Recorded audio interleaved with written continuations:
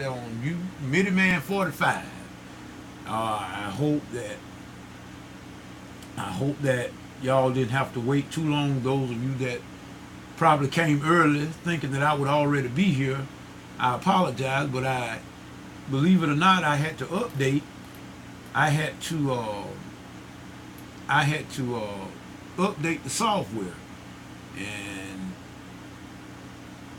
to be honest with you, it doesn't. I cannot see myself being online. It says I'm streaming live to my Midiman45 channel. So y'all bear with me for a second and let me go over there and see can I go to a Midiman45. I got two or three accounts. I got two or three pages and everything with so in other words, okay, all right. Now I'm at Midiman45. I can see myself. Yeah, I can see myself now. So I just want to say good evening, and I'm sorry for anyone that came here earlier and I was late. And I'm gonna type into the text box. If anybody's there, I would like for you to just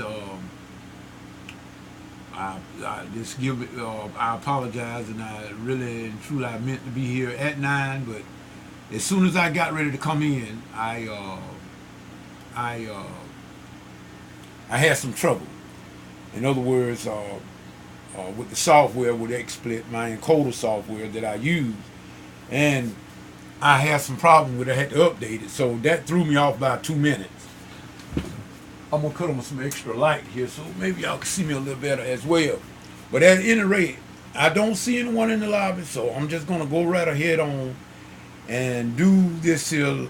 I'm gonna do this live broadcast. Like I said, I'm not a pro at this.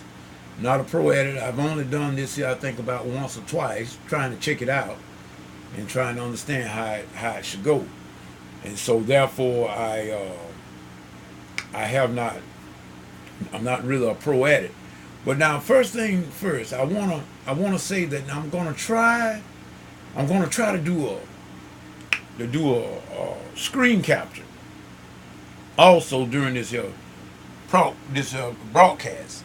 And I want to say, like I said, the topic of my thing tonight, I was going to try to explain the Nashville number system as well as the diatonic harmony. That's what I was going to try to explain tonight.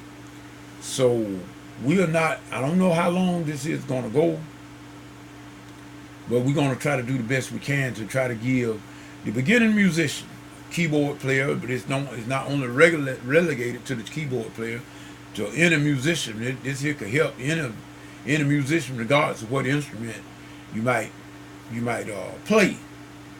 And like I said, it takes practice and lots of practice to master any instrument and any kind of musicianship. And it takes a lot. It takes a lot. So a lot of practice and work. So it doesn't. This little tutorial that's going to give you some tidbits of what to look for, how to use the Nashville number system, and to look at diatonic harmony. Now, what I'm going to try to do, I'm going to try to put up my virtual keyboard on my desktop, and then when I get ready to demonstrate the diatonic system as well as the number system, where I can show you so you'll have a keyboard reference. That's to the real beginner musician.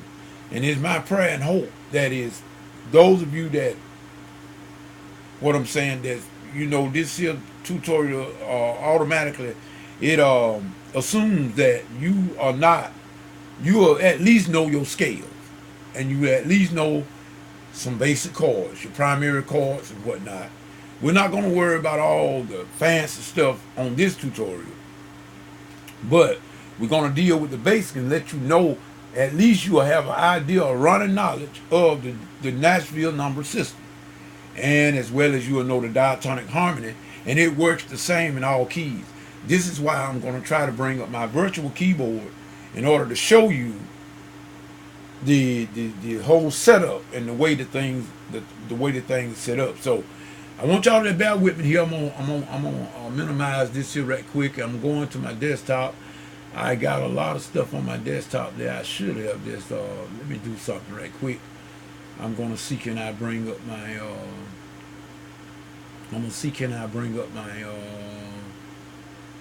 let's see, my virtual keyboard, and then we'll go from there. And then I think I got a scene here whereas I can on this here XSplit. I'm using this XSplit broadcaster, and I think that I might be able to bring up and I can get another source and pull up another scene, and I can pull up another scene. Okay, all right, we see that now. So all right, I think I brought us all out. So I'm gonna go here and I'm gonna try to go and do screen capture right quick. And I'm hoping that this will work. And if y'all lose me, just bear with me a second, because I will come right back, because I want to get this here to all the beginning musicians out there. So I'm gonna go screen capture right quick, like, and I'm just gonna call that. Now I reckon I'm gonna try to go full screen.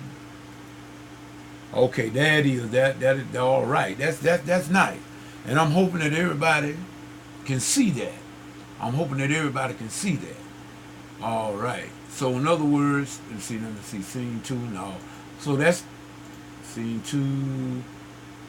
Okay, so that's still in scene 1. So let me see. Can I play the keyboard? All right, yeah, that's cool. It looks good to me. Now I don't know about to y'all out there, but that looks good to me. So let me go back to my YouTube page where I can monitor it at well. I can see it. Yeah, it's delayed to me, but I just saw where I played those first 3 notes. So that's a good thing. That's a good thing. I know everything is going out. And those of you that are not watching live, you will be able to see it on YouTube, because it will be there. I'm going to try to keep it short. I'm not going to make no whole hour-long video with this here time. So let us go ahead on, and I'm going to go back to my broadcaster. So it'll be more to me, more real time to me. It won't be no lag in it, so I won't be I would say counterproductive by trying to say something 2 or 3 times. Okay, like I say, the Nashville number system. I know some of you may have heard of it, and if you're on YouTube, I'm quite sure you have. But the one thing about it, a lot of beginner musicians do not understand that system. Well, old Midiman gonna try to make it easy for the musicians now today. Tonight, all you guys and gals out there that's just starting out, maybe have not been introduced to that Nashville system, I'm gonna tell you how it's all about. Now I'm praying and hoping that you already know something about your basic scale. We're gonna take C. We're gonna be in C for this demonstration. Now, we're gonna start here middle C. All right. In your basic scales, all of you know, the ones that have been taking piano lessons for any length of time, especially if you've been in it for over 6 months, your basic scale, that's your basic scale. That's in the key of C.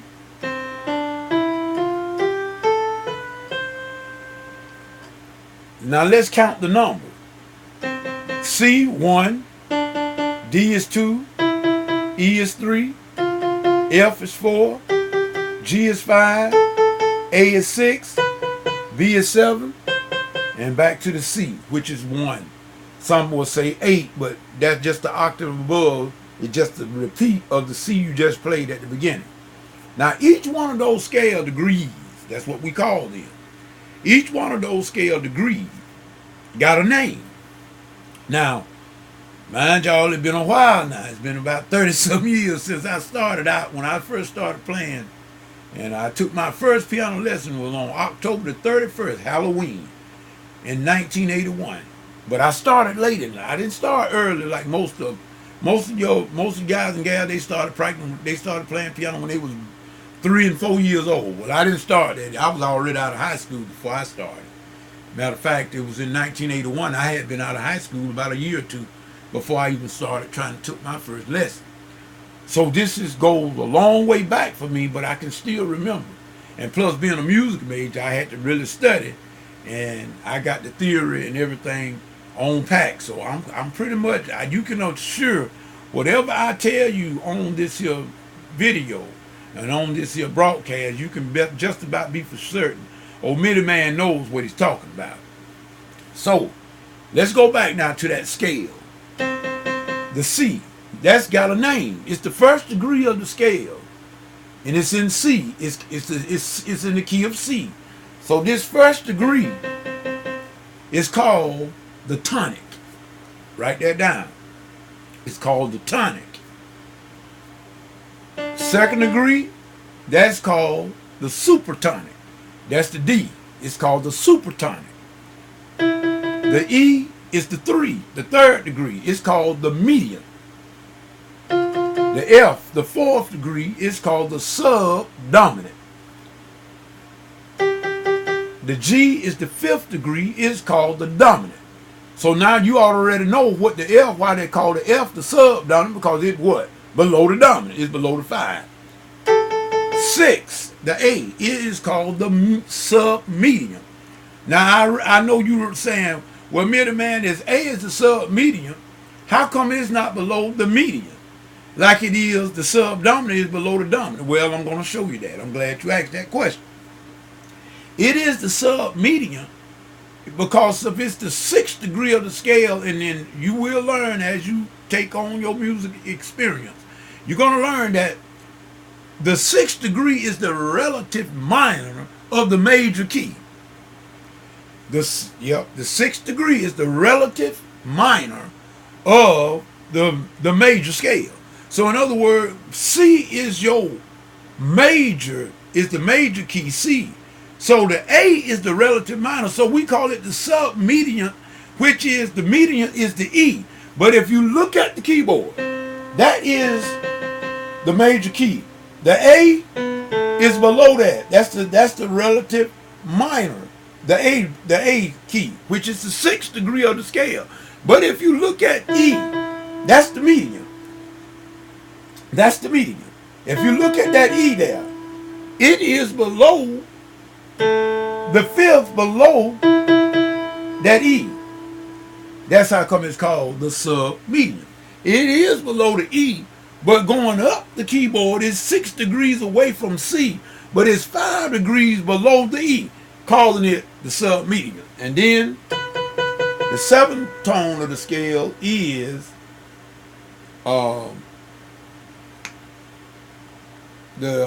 we call that the leading tone. We call that the leading tone. It's got another name too. Wow, it slips me right now, but it'll come to me before this broadcast is over. But this is your leading tone. Yeah, this is your leading tone or the subtonic. The subtonic or the leading tone. That's what that is. And back to your let me see something, people. I just saw something here. I'm hoping that y'all are getting my the audio, because it's really and truly I are. Let me see, is my audio. Let me check something, because if this audio is not doing right, I got to go back over and do all this over again to get for y'all to get. Let me see, the default microphone. I hate to change it because, well, I'm going to change it because I don't want to risk not being able to get no recording done. All right. So I done applied that. So we're going to see now. All right. I changed my microphone setting, so I pray to God that y'all are getting something and can get my voice. My voice is recording. All right.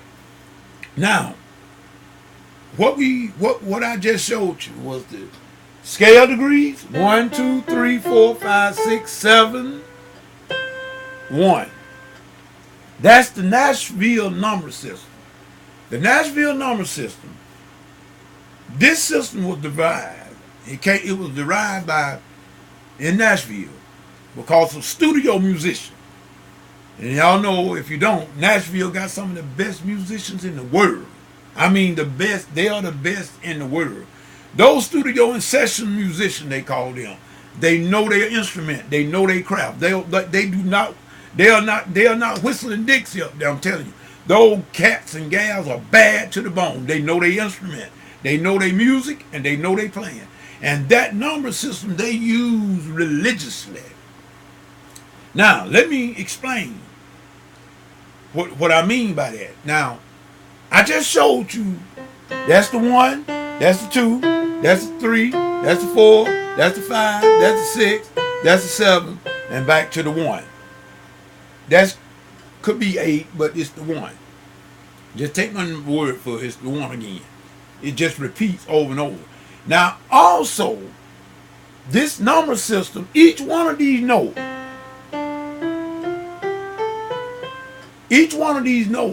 got a corresponding chord that goes with it. This is how come I said it. I was going to be teaching you about diatonic harmony. That's what this is. Diatonic.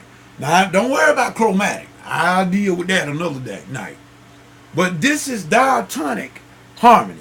In other words, each scale degree is associated with a chord. We call it diatonic harmony. Now I'm going to show you that using this. Pay attention to the keyboard. This is based on the 1. That's the chord that goes along with it. That's the C, E, G major. That's a major chord. That's the 1 chord or the tonic chord. All right. The second degree is you build a chord on the second degree. That's a minor chord, the D minor. The next chord built off the third degree of the scale. That's the 3 chord, the medium, E minor. Then the 4 chord is built off the F. That's a major chord, F. That is also the subdominant chord. Then go to the 5th degree. That's a major chord, G, built on the 5th degree or the dominant degree of the scale. Then 6. There's your relative minor chord, there, A minor. That's the 6. And then now on the B, on the 7th degree of the scale, it has a different chord. It's called a diminished chord. And it is a fully diminished chord.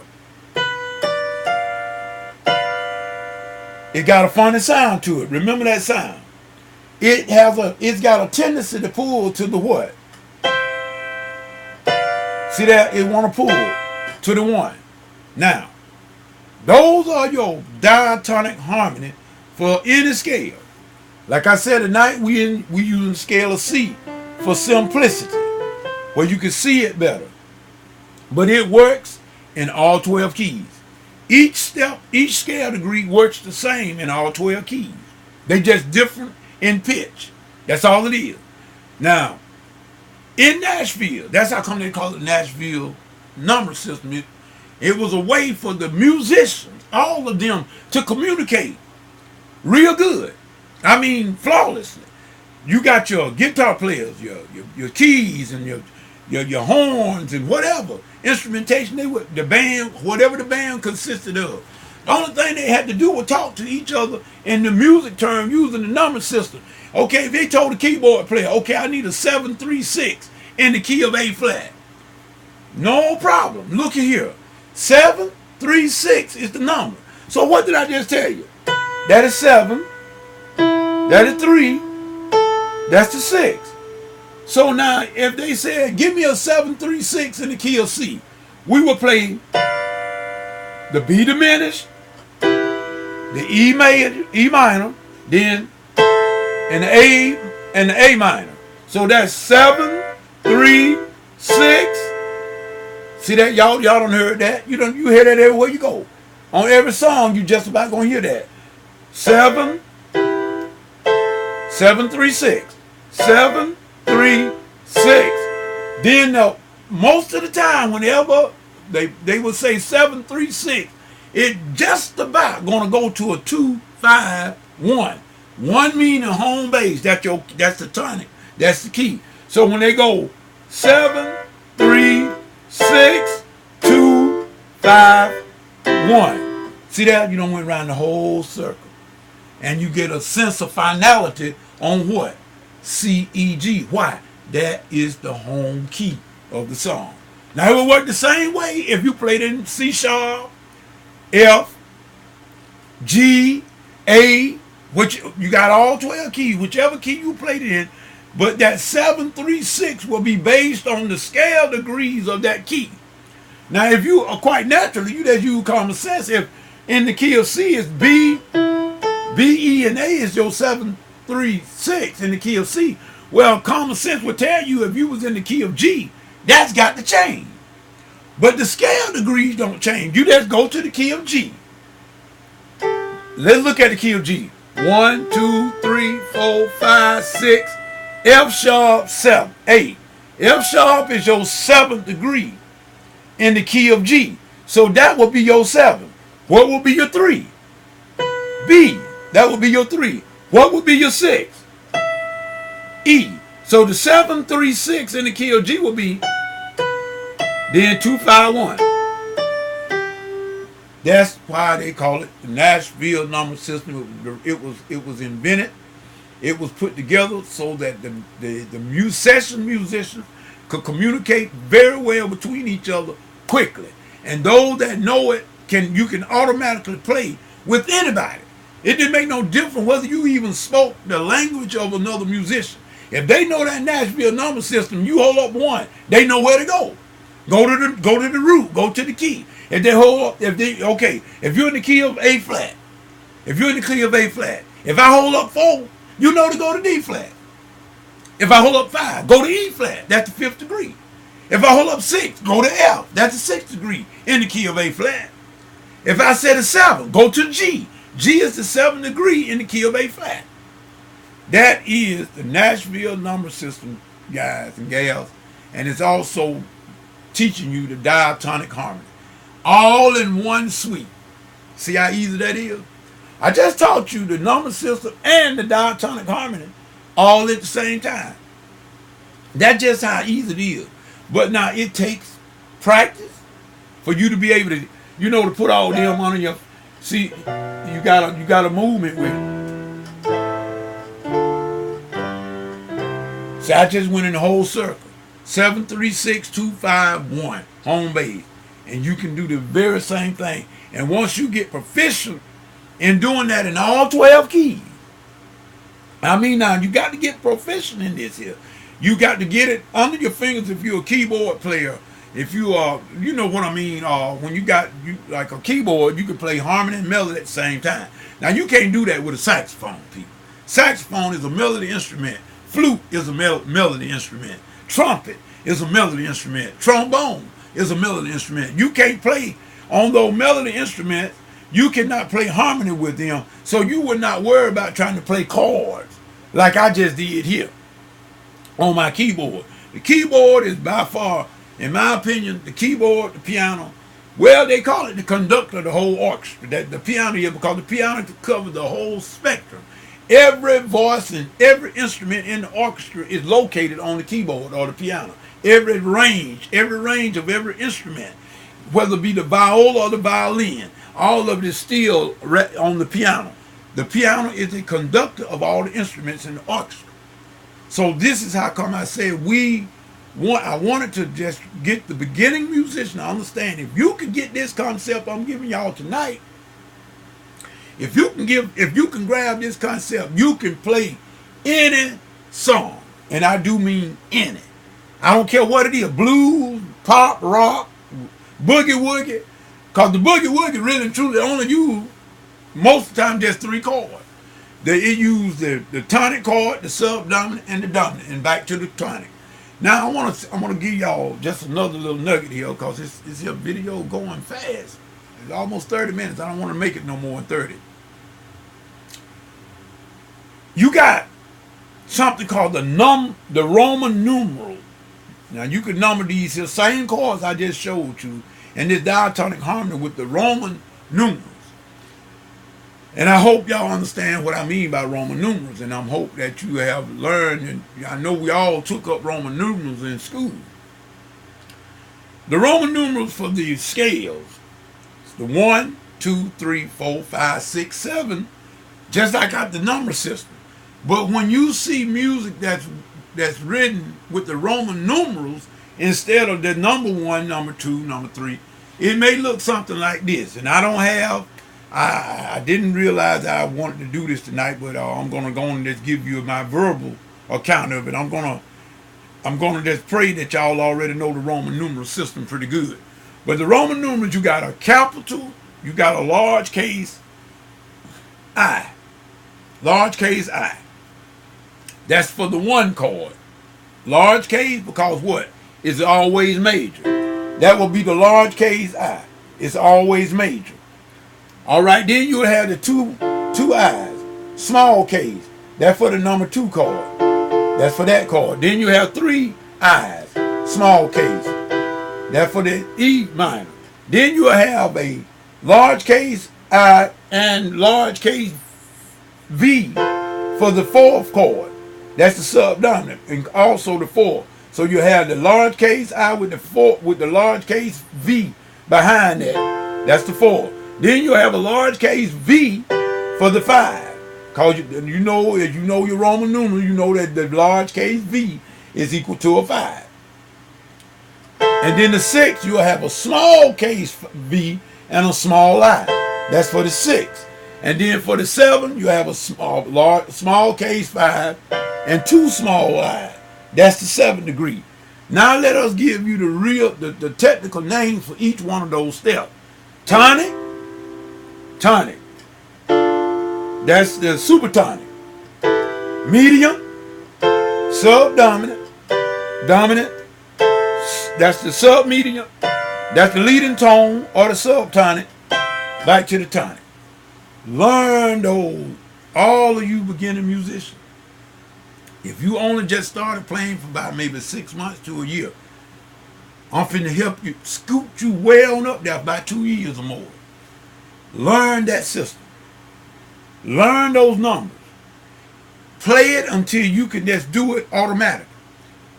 In other words, if I hold up 3, you'll automatically know where to go. If I hold up 4, automatically know where to go. If I say, play me a 2, 4, 6, you'll automatically know how to just do that. Learn to do that, and I guarantee you'll be able to play any song you want. And then you will develop an ear to where, see me as a soul musician in all the churches that I play in, a lot of time I have to play for people in choir that I never played for. But I tell them they're going to take off. Music is predictable because it's in patterns. If you ever know the songs in patterns, they're going to use these same 7 chords. There are no more chords, people. Do you believe that? Those are all the chords we got in all the music. You don't have a 7 fundamental chords. Now, what I mean, because now you got more variety and flavor of those same chords. Because, see, I could take a 1 chord, which is the tonic, and I can make it major, minor. I can make it a major 7, a minor 7, a dominant 7. I can make it a major minor 9th, a major minor 11th, 13th. See, all of them the same chord, but they got different flavors. The way we call it extended chord. But you ain't got to worry about that. If you learn the basic, you can put that on later. Learn the basic, and you can put that on later. I don't know. Let me see here. I'm just about to end this here broadcast, but I think I just saw somebody. All right, what's up there, Joe? Okay, man, I just saw you come in. Glad to have you, bro. I'm hoping that this here video will, you will get something out of this, man. I just saw you. Good to see you on here. So I hope that this is going to help somebody. And like I said, I see my buddy Joe have just came into the chat room. Therefore, I know that Joe is viewing this here live as it happens. So I want to go ahead on, Joe. I was just about to wrap it up. But if you, so I've been running now about 30 minutes, and I don't want to be greedy about this thing. So if you got anything you want me to repeat, or you want me to something I've said that struck a chord with, or anything else you want me to elaborate on before I go ahead on and try to close this session down, I'll be glad to do it right now. So I'm going to keep my eye on the box there while I go ahead on and try to finish this here episode up. So like I said, Joe, if you got something that you've heard or something that you want me to go back over before I sign off for the night. Okay, I just got your message that said, all right, okay, yeah, that's right. You can always go back and review the footage because it will be there. Yep. Mastering of the fundamentals of theory. Yes, sir, Doc. And like I said, if all of us, and this go for not only the beginning musician, that go for us advanced musicians too. It doesn't hurt. I mean, I go over this stuff every day, Doc. I go over it every day. Every day. I mean, those chords, and you learn how to play those chords and to call them up at will. So you got to do it where it become automatic. It'll become automatic, and that's when and only when that you're going to be great at doing it. Like I say, I play for countless choirs and people that I've never played for. Visiting churches come to my church at times, and I have to play for the choir because a lot of times their musician can't make it. Musicians, as you already know, they're very busy. And sometimes they can't travel with their choir. Well, guess what? I'm it. When the visiting musician can't come, I'm it. So what if I didn't know this Nashville number system and I didn't know the relationship between how these here chords work, and they all work the same in every key. And you can listen to music. You can just listen at a singer and just about know, if you know your basic theory here of the diatonics in the scale degrees, you can just about know where they're going. You can just about know, even though you never rehearsed them before, you can just about know exactly the movement or where they are going to. I know I do it all the time. Now, I used to couldn't do that when I first started out. Even though, you know what I mean, even though I had been to college. I had been to college 6 years for music theory and composition. I could play any Lionel Richie tune, any of them pop tunes, but I didn't know nothing about gospel music. I didn't know that much about gospel music. But through time and help from other musicians, I got a couple of buddies here in my area. They from my hometown, and they awesome musicians. And by me listening to them and looking at, and I would go in sometime to their choir rehearsal, and I'll see the way they work with their choirs, and then they would show me different stuff. This is the way I learned how to play gospel music, because they don't teach that in college. I learned Mozart, Beethoven, and Bach. I didn't learn Ray Charles and all them, the one that were playing the gospel on the gospel scene. They didn't teach that. But music is music. See, don't ever let anyone tell you, and I'm talking to all the musicians, no matter what level you're on, don't never let anyone tell you that this here music is different. This guy's a special kind. Ain't no special kind of nothing. Music is music, period. And they all based on that scale. From 1 to 1 or 1 to 8, if you want to call it, that's nothing. You only have 12 keys. That goes into chromatics. We're going to talk about chromatic scales at another night. But you only have 12 keys. And all the 12 keys, they only got 8 scales, 8 tones. So in other words, all music comes from that. Point blank. So it ain't nothing new about that. So if you just sit and listen to a choir, if I listen to mostly like especially down here in rural Georgia, you got a lot of females that does most of the singing in the choir, the lead as well. Very often you might have some males that are going to do any kind of singing. Okay, yeah, Doc. Oh yeah, yes sir. Thank you. But yeah, I do. I really do. Oh yeah. That's the way I was trained, Doc, classically. In other words, that's where I started from. This is why I tell people, you got a lot of people who will talk down on classical music, but that's where it's come from. That's where the music come from. It came from that period, that area. And so therefore you can't dismiss it. All the theory and stuff came from the classical. So if you classically trained, you can automatically do this because it comes from the same stuff. From the same stock. So when you get that's right. So in other words, when you get things, it said nothing new under the sun. That is exactly right, Doc. That's old King Solomon saying, ain't it? There ain't nothing new under the sun. No, no. All of it comes from being classically trained. From me being classically trained, therefore, when I got with my buddies that played gospel music, the only thing I did is related it back to when I was sitting in my piano studio with my teacher, and we were playing the Bach and those movements and those sonatas and whatnot. I can remember the 2, the 4, the 6, mostly, and everything it was very predictable, but it was very concrete and precise. And you just don't play classical music like talking. You got to know scales. And once you learn your scales, and I mean learn to play scales fluently in all keys, that's the secret. I don't know why people don't want to, we musicians don't want to play scales and arpeggios and chords. That's what music is made of. All music is made up of what? Scales, chords, and arpeggios. Look at it. Listen to it. It's moving up, down, or static. So that is the key.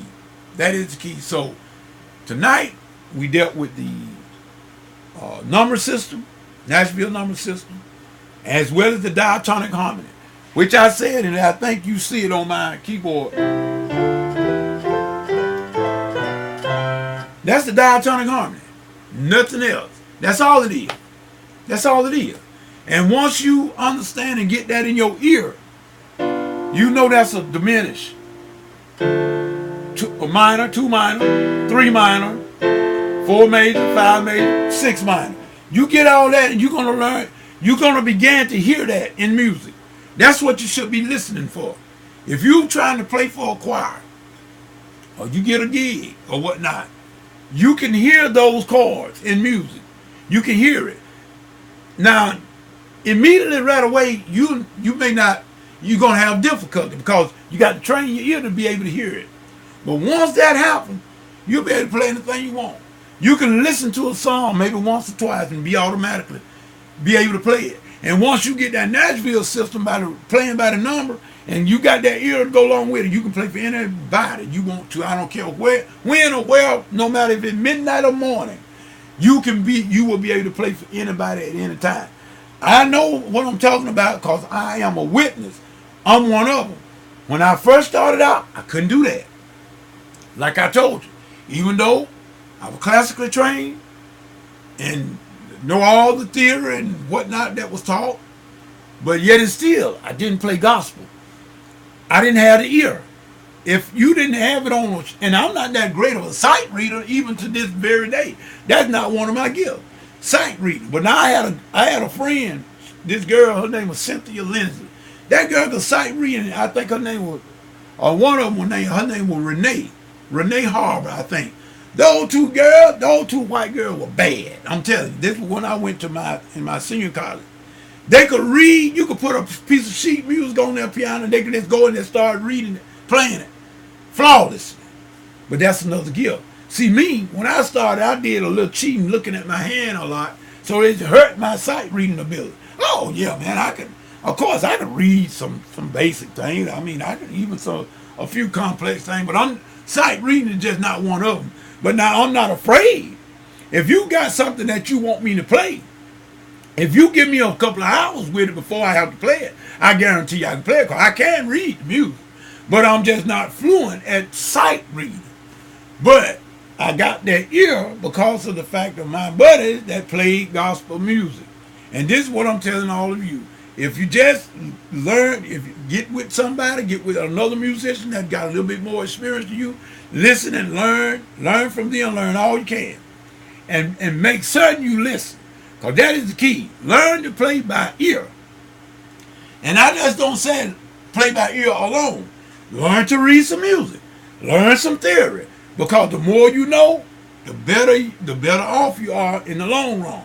You don't never know when the opportunity. See, it's just not good to just say, I'm a good, I can play by ear, man. I can beat anybody. Well, it might come a day when you might have to read some music. Now what you going to do? So you need to learn both ways. But I will admit that I play mostly by ear.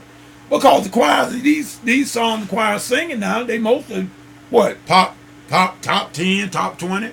I mean, all of it on the YouTube and radio and whatnot. And if you got an ear for music, you can just about sit there and listen at the CD and just about get the whole song down pat. I mean, well enough for them to sing it and not have any problem whatsoever. So with that being said, I'm glad you made it out tonight, Joe, and all of those that did come on that maybe listen to it at another time. So I'm just hoping that everything be you just go back and yeah, I see you just sent me a message saying that you hope that you can get a better grip on gospel style. I don't know whether they done kick you out of here tonight or not. They may have kicked you out at 30 minutes, Doc. I don't know much about this here. Okay, I see you back now. But at any rate, we're going to go on and get on off of this thing. We don't want to make it too long because I don't want anybody to go by there and see it and not be able to get a hold to the nugget that I tried to give. And so we thank you for showing up, and like I say, anytime you need something for me to, any kind of knowledge, help, whatever, you just let me know. You just hit me up like you've been doing, and we'll see you on the next go round, man. And we're going to say peace. All right. Good night. All right. Peace and good night. That's good. All right, y'all. This is Midiman. We're going to sign off for now. We thank God for each and every one of you. Remember, if God ain't in it, it's best you get out of it. So y'all stay cool, stay blessed, and stay in touch with the Almighty God. This is Midiman saying peace and good night.